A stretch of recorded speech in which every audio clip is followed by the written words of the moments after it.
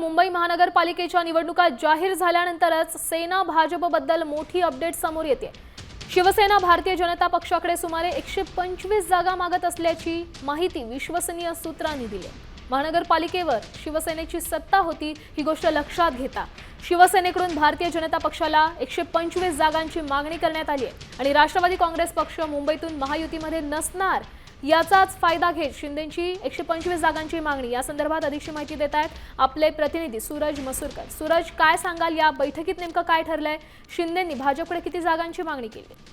मुंबई महानगरपालिका निवडणुकीच्या जागा वाटपासंदर्भात आज पहिली बैठक जी आहे ती होणार आहे। या बैठकीमध्ये शिवसेनेकडून समिती प्रमुख जे आहेत ते उदय सामंत असणार आहेत, पण उदय सामंत हे सध्या आता हॉस्पिटलमध्ये असल्याने ते ऑनलाईन उपस्थित राहणार आहेत आणि या सगळ्यांमध्ये मुख्य म्हणजे शिवसेनेकडून जे आहे ते सुमारे 125 जागांची मागणी जी आहे ती विश्वसनीय सूत्रांनी माहिती दिलेली आहे की शिवसेनेला 125 जागा पाहिजे आहेत आणि 125 शिवाय मागे हटणार नाही, कारण महानगरपालिकेवरती आधी शिवसेनेची सत्ता होती।